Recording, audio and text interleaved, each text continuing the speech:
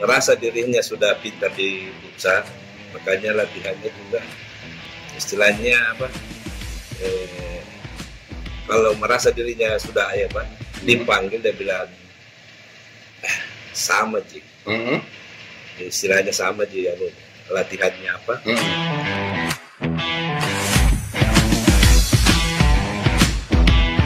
Mapi ini memang dikenal sebagai penjaga gawang yang handal ya di Bulukumba pada saat itu. Iya. Menurut mereka.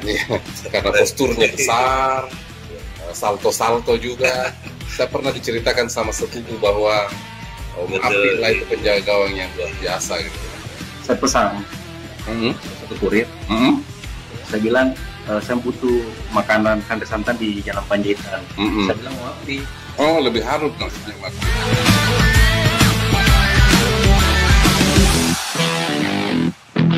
Assalamualaikum warahmatullahi wabarakatuh. Bertemu kembali di kanal Tobi Speaks, kanal yang dibangun oleh anak muda Bulukumba yang peruntukannya untuk berbagi hal baik tentang Bulukumba. Pada saat ini saya ditemani oleh salah satu tokoh, namanya Deng Api. Beliau adalah salah seorang legenda sepak bola Kabupaten Bulukumba. Kami akan berbincang-bincang tentang sepak bola. Kami juga akan berbincang-bincang dengan Deng Api tentang usaha yang dia bangun oleh Deng Api pada saat ini. Assalamualaikum warahmatullahi wabarakatuh. Deng Api, apa kabar? Kasih besar-besar suaranya lah. Waalaikumsalam warahmatullahi wabarakatuh. Ya, alhamdulillah baik-baik. Kabar baik. Deng Api ini kan dikenal sebagai salah satu tokoh bola di Kabupaten Bulukumba. Bisa bercerita sedikit Deng Api mulai kapan berkarir di sepak bola, posisinya Deng Api sebelumnya dikenal sebagai orang bola yang dikenal oleh orang Bulukumba bahkan Sulawesi Selatan. Saya masih di Tamrin kayak pada saat Pak Bupati di Tamrin. Seterusnya saya masih di Kelau. Namanya Guntur. Saya berawal dari situ, jadi berjalan akhirnya mulai banyak yang mengincar kita, terus Guntur juga mulai kendor, istilahnya mulai dia mau macet, makanya saya itu klub, iya, saya lari ke Indonesia Muda, itu di bawah asuhan Pak Mus, Warkop 45. Warkop 45 sekarang, oke. Di bawah pimpinan penasehat itu termasuk Pak Nasarudin almarhum. Jadi di situ juga berjalan beberapa tahun. Kita lagi sudah diincar bahwa sudah bisa terjun ke Gasiba, masuk di Gasiba. Makanya kita langsung ada pertandingan bergensi, kita dipanggil. Sudah dipanggil masuk ke Gasiba. Iya. Itu memperkuat. Apa perbedaan klub sepak bola sekarang Deng Api dengan waktu Deng Api masih aktif sebagai pemain bola? Kalau perbedaannya ya terlalu banyak kayaknya. Termasuk kalau saya perhatikan anak-anak yang sekarang lahir dari bola cuma lahir dari futsal. Mulai dari futsal ya? Mulai dari futsal. Dia lahir dari situ, akhirnya sudah terbiasa di futsal, berlari langsung ke masuk lapangan luas, yang lebih lebar. Iya. Tapi merasa dirinya sudah pintar di futsal, makanya latihannya juga istilahnya kalau merasa dirinya sudah dipanggil dia bilang sama Ji. Istilahnya sama Ji, latihannya dan kedua, dan malas juga kalau ditentukan sama pelatih bahwa kita datang jam 3 sebelum latihan. Malah dia banyak yang di depan stadion itu sembunyi. Nanti setelah beberapa menit kita langsung mau tendang bola. Nah, itu kekurangannya yang sekarang. Kalau dulu kita itu kalau bilang pelatih jam 3 sudah ada di tempat latihan, kita memang berlomba-lomba. Dulu kita kan tidak menggunakan kendaraan, tidak ada kendaraan Ya, sama naik sekali. PT-PT saja Om Api ya. Naik PT-PT atau menggunakan sepatu putih baru lari ke Lari, stadion. oh ya, dari rumah lari ke stadion. Iya, belum ada juga stadion. Oke, oh belum ada stadion waktu Om Api jadi aktif Tapi pemain bola ya. Nah, Om Api, dulu posisinya Om Api sebagai apa dia? saya dulu di awal mulanya jadi pemain, bukan di posisi itu. Tapi saya pikirkan bahwa kalau kita jadi pemain depan, kalau memang tidak mampu, kalau memang ada juga hobi, kenapa kita tidak kita geser kita punya posisi, lari ke posisi goalkeeper, Oh jadi penjaga gawang. jadi penjaga gawang. Jadi di situ kita pelajari latihannya, apa guru dilatih, yang melatih kami sama ahli yang di pasar.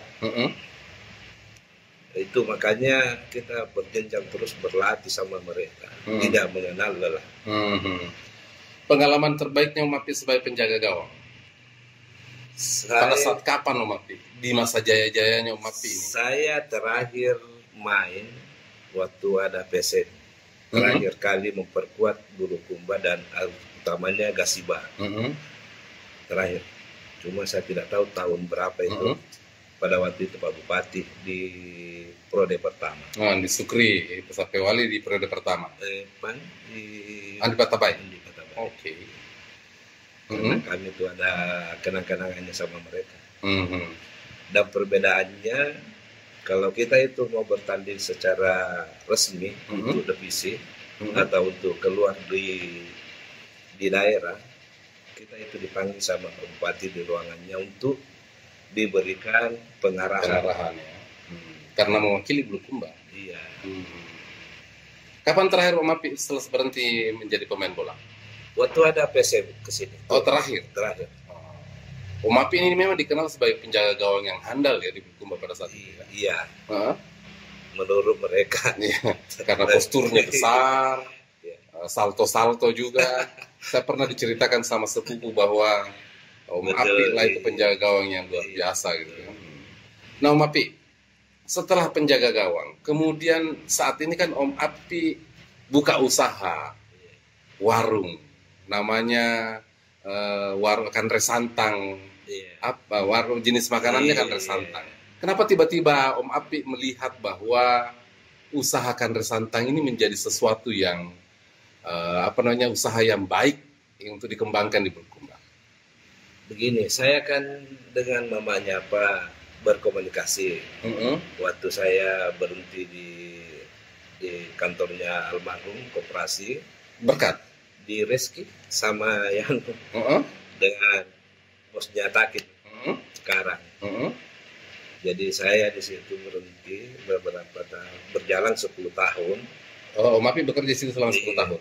Jadi saya berpikir dengan mamanya bahwa bagaimana kalau kita bikin usaha yang ini. Bilang, iya apa kira-kira cocok. Bilang terserah kita, nanti saya mendukung dari belakang. Iya. Jadi dia bikin itu donat dengan awalnya macam-macam kue. Kue ya, awalnya kue ya. Iya. Tapi di depan rumah Tonjen di kita yang sekarang. Iya. Yang jual. Jadi berjalan beberapa hampir 1 tahun. Jadi kita istirahat lah.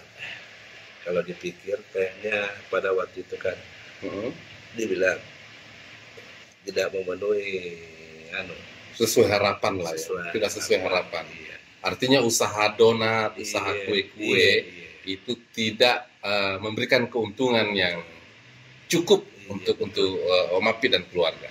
Oke, terus betul.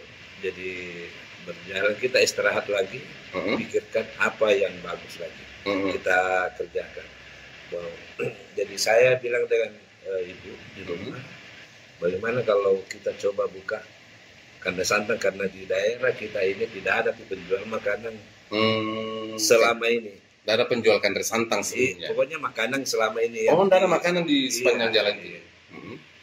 Jadi saya berencana dengan mamanya itu, mulai dari awal 2003 Cuma kita bisa menyiapkan cuma tempat duduk saja. Kalau meja nanti kita di belakang baru kita pikirkan. Jadi kalau orang makan diambil baru dikasih baru makan. Setelah itu 1 tahun kita pikirkan karena sudah mulai banyak pengunjung. Ya, kita belikan meja apa segalanya, persiapkan itu kebutuhannya orang makan. Itu tahun berapa Om Api mulai usahakan resantang itu? Dari 2003 kayaknya. 2003? Iya. Oke. Harganya 1 porsi masih 3.000. Masih 3.000 pada saat itu ya? Berjalan beberapa tahun, taruhlah berjalan 2-3 tahun. Dan istilahnya ini nasi terlalu sudah banyak pengunjung. Awalnya juga kan 3 liter. Awal jualannya 3 liter per hari. Itu kalau 3 liter berapa porsi sebenarnya Om Api? Saya kurang tahu. Yang penting saya cuma ini dengan 3 liter dengan mamanya. Dengan lauk yang masih itu terus. Lauknya apa saja itu? Dengan ikan bandeng, dengan ikan teri, dengan lombok, dengan telur asin. Oh, ada menu di menu itu ada teri, ada ikan bandeng, ada telur asin. Iya. Oke. Jadi berjalan beberapa tahun kita rubah karena barang-barang yang kita butuhkan pada melonjak naik. Makanya juga kita naikkan 5.000. Dari 3.000 menjadi 5.000. Dinaikkan juga berasnya, kita kan dulu tadi 3 liter jadikan 5. Jadikan 5 liter ya. Okay. Berjalan 1 tahun. Tambah banyak pengunjung, kita rubah lagi. Tambah lagi. Porsinya naik, dikasih 8 liter. Iya. Di berjalan masuk 5 tahun. Ya mungkin sudah istilahnya sudah kita pasang juga bahwa nama warung atas nama ini. Nama warungnya nama warung Ita, namanya itu. Siapa itu Ita? Anaknya Om Api yang kelima. Oke.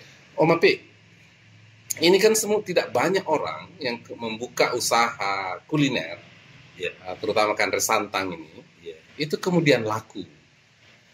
Apakah memang Om Api dan keluarga pada saat meracik ini makanan kan resantang ini ada resep yang diberikan oleh orang tua atau cari-cari tahu bagaimana bikin kan resantang yang enak gitu?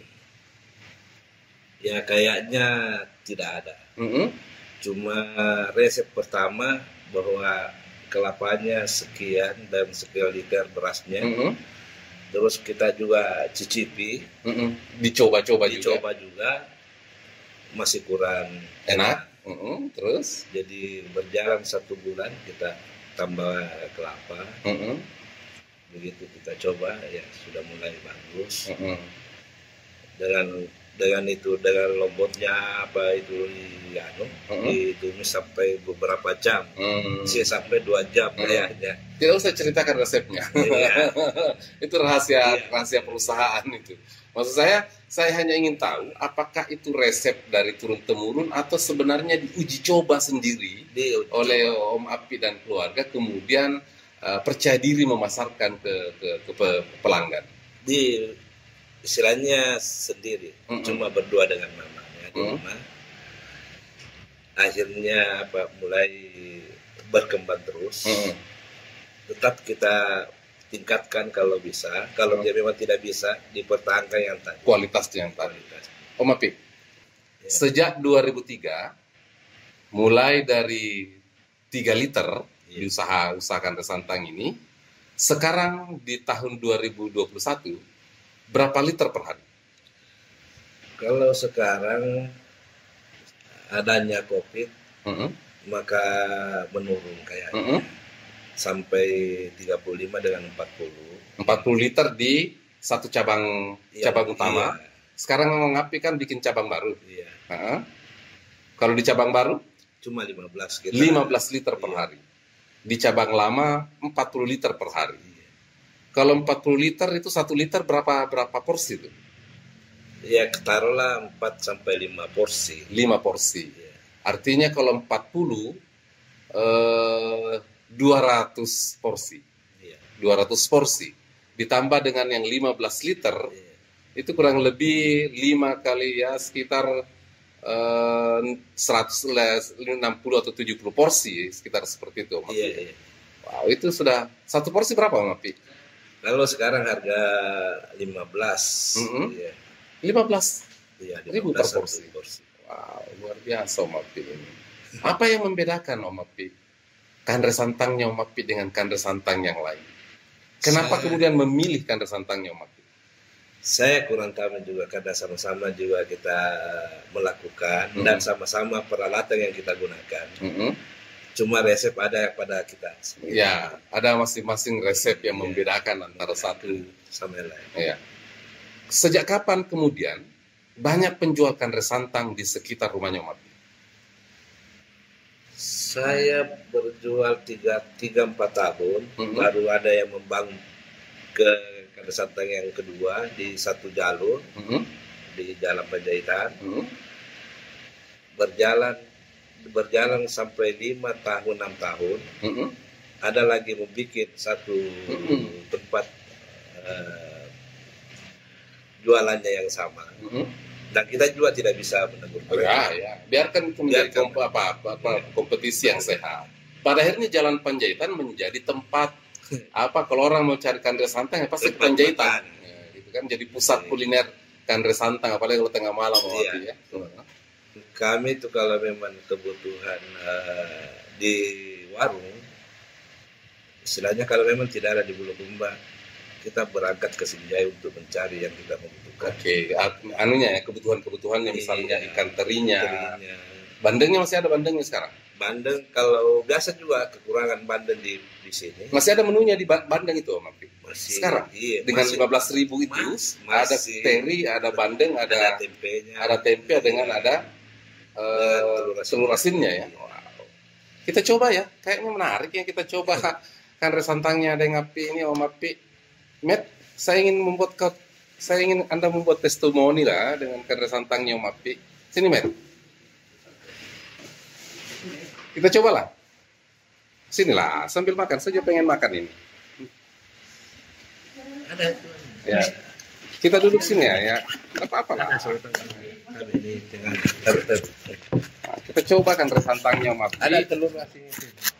Sahabat sekalian, ini menunya kandre santangnya Om Api. Ada sambal, ada telur asin, menarik ini telur asinnya. Ada teri, dan ada bandeng. Ayo, kita gabung yuk sini. Fajar, sini yuk. Fajar, kau saya tahu bahwa kau langganannya Om Api ya? Di Fajar di belakang. Yang pertama di belakang, beliau. Jadi ini belum masa sudah ada di Anjar. Iya. Gitu. Saya tahu persis. Dia baru-baru kesini jadi Jar, dari pengalamanmu merasakan cita rasanya kandre santang yang Api, apa yang membuatmu tertarik dan tidak pernah merasa bosan makan kandre santang yang Api? aromanya yang beda Kak. Jadi pernah saya pesan salah satu kurir. Saya bilang saya butuh makanan kandre santan di Jalan Panjaitan. Saya bilang mau Api, biar datang itu. Katanya itu dari makanannya Api, tapi saya setelah saya coba bilang ya bukan, tapi artinya ada cita rasa yang beda memang Kak. Dari nasinya mungkin beda, dia harum Kak. Oh, lebih harum nasinya Api. Jadi kalau misalnya Anda diberikan satu kandre santang, menu kandre santang, Anda tahu bahwa ini anunya Om Api? Pasti Kak. Kau tahu? Saya tahu. Wow. Kalau Mehmet, kau sering makan kandre santang, Met? Lumayan sering. Kau di mana beliannya di Om Api? Yang di Panjaitan itu. Apa? Banyak bungkus. Kenapa kau sampai tertarik makan kandre santang? Ya. Kenapa kau tertarik makan kandre santang? Anunya enak, telur asinnya. Ini Telur asin? Iya. Masa? Iya. Oh gitu. Om Api, sekarang kan sudah dibikin 2 cabang. Mau lagi bikin cabang yang lain atau gimana? Kalau tidak ada halangan rencana juga.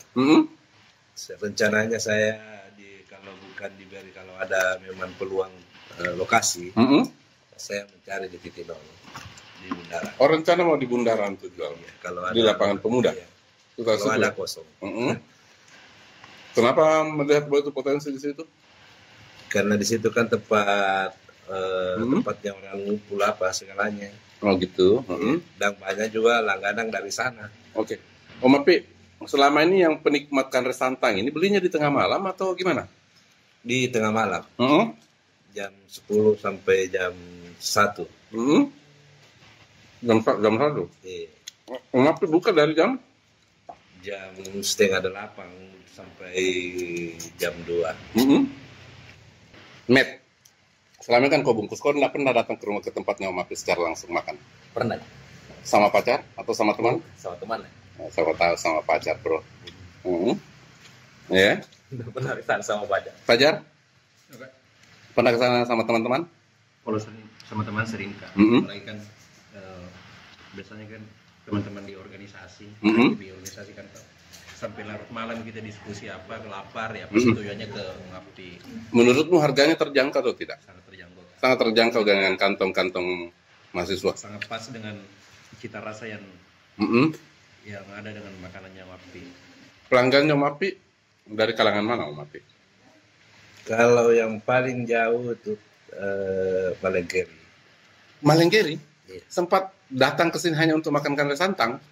Waktu pertamanya dia cuma dari Malenggeri ke Bulukumba, kebetulan ke Malamang di sini dengan teman-temannya. Ya. Dia mencicipi Kita rasakan kanre santangnya. Bulukumba. Dan jadi setelah dia cicip itu, dia besoknya kembali ke di Malenggeri. Jadi dia langsung juga bawa tempat, dan dia langsung 500.000 baru dibawa ke turun sama mobil angkutan. Oh ya, jadi minta dikirimkan itu karena dia suka dengan nanya Om Api. Iya. Oh, oke. Dan kedua yang paling jauh Sinjai. Sinjai. Enak sekali Om Api. Menjadi ketagihan kalau. Sebenarnya berapa kali saya diminta untuk dicoba sama Fajar? Kemarin malam saya tanya, saya waktu beli di Ngapti apa itu? Bilang kanre santang. Bilang kita makan tidak, bilang enggak, saya tidak terlalu ini. Enggak terlalu terlalu suka dengan kanre santang. Tapi setelah saya coba ini memang luar biasa gitu. Saya biasa pernah waktu pembukaan yang yang di Pasar Lama, saya makan nasi kuningnya Om Api, itu juga enak sekali. Tapi saya belum pernah coba makan kanre santangnya Om Api, dan ternyata enak sekali Om Api. Jadi sahabat-sahabat sekalian, kalau mau merasakan cita rasa kanre santang terbaik versi Tommy Satrio Yulianto, versi kanal Tommy Speak, versi Anjar, versi Fajar, dan versi Mehmet, maka jangan ragu-ragu untuk berkunjung di warung Ita. Iya. Ita 1 di Jalan Panjaitan dan warung Ita 2 di jalan di perempatan Pasar Lama di di Taman Kota. Iya. Kunjungi untuk merasakan sensasinya makan kanre santang. Kalau di warung Ita 2 itu mulai buka jam berapa Om Api? Jam 12 sampai jam 1 jam 2. Jam 12 siang sampai jam 1-2. Jam 1 malam atau jam 2 malam. Iya. Yakin dan percaya, Anda tidak akan pernah menyesal untuk merasakan sensasi kanre santang legendnya Bulukumba.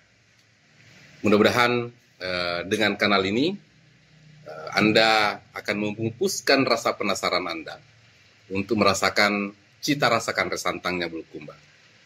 Dan kita lihat dari proses perjalanannya Om Api, dari seorang legend pemain sepak bola, tidak ada yang tidak kenal. Bagi Anda, kalau Anda pemain sepak bola, Anda pasti mengenal siapa Deng Api, salah satu kiper terbaik yang pernah dimiliki oleh Kabupaten Bulukumba, dan kemudian membuka usaha di bidang kuliner. Dia pernah gagal ketika membuka usaha UMKM, tetapi kemudian Deng Api, Om Api yang kami kenal, panggilannya sebagai Om Api, tidak menyerah dan kemudian mencari cara terbaru untuk kemudian membuka usaha dengan menu baru dalam hal ini kanre santang.